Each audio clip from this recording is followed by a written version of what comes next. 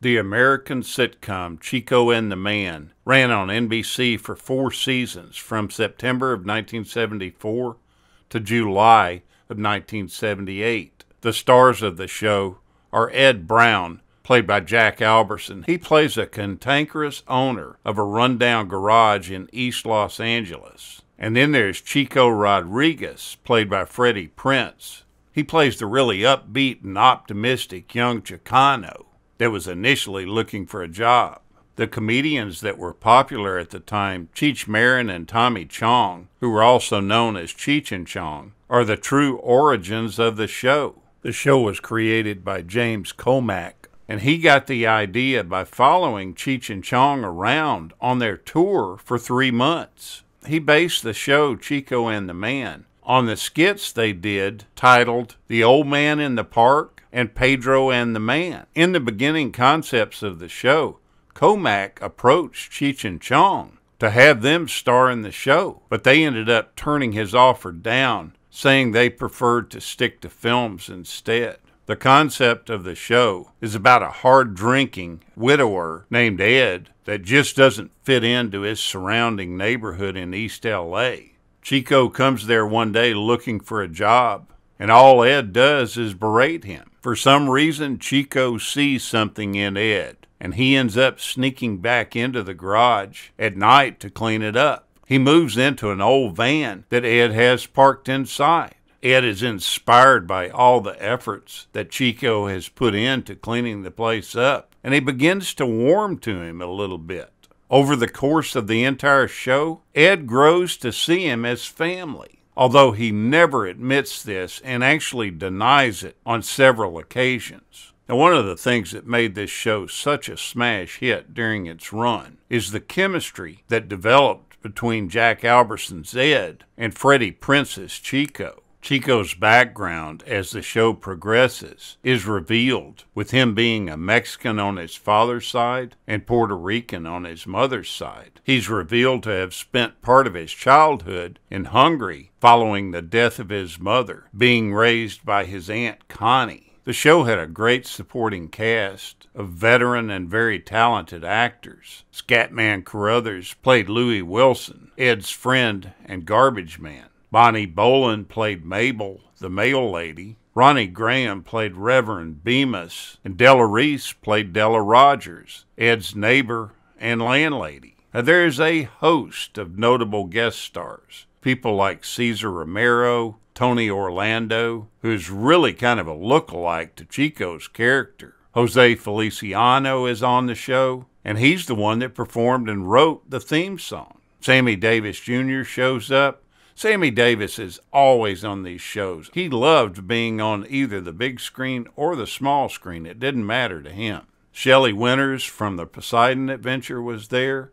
Jim Backus from Gilligan's Island. Penny Marshall plays a waitress. There's ex-football star Rosie Greer, who shows up as himself. This was Della's date for a charity dance event. The list of people that you would recognize is quite enormous, and we've only scratched the surface. I mentioned just a bit ago that Jose Feliciano wrote the theme song. He not only wrote one theme song, he was so worried that the producers would reject his song that he wrote 2 of them. And the producers ended up buying both of them. One was used at the beginning and the other at the end.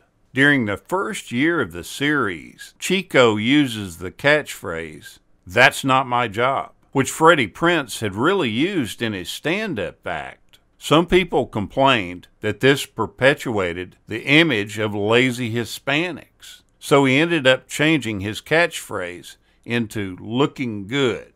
Freddie Prinze, the big star of the show, was born in New York. He was raised in a mixed neighborhood called Washington Heights there. When he was a young child, his mother enrolled him in ballet classes to deal with a weight problem that she noticed in him. Without telling his parents, he went and auditioned for the LaGuardia High School of Performing Arts. And this is where he got introduced to drama, and he also continued on with his ballet. He discovered that he had a real gift for comedy, and this was shown by him entertaining crowds in the boys' restroom. Eventually, he dropped out of school his senior year to become a stand-up comic. He worked several comedy clubs in New York, including the Improv and Catch a Rising Star. This is where he introduced himself to audiences as a Hungarican, which meant he was part Hungarian and part Puerto Rican. He was born with the name Freddie Prinze, but for the sake of his budding comedic career, he legally changed his surname to Prince. His real close friend, David Brenner, said that he originally wanted to be known as the King of Comedy, but since Alan King already had that last name, he chose to be known as the Prince of Comedy instead. He made his first television appearance in 1973 on one of the last episodes of Jack Paar Tonight.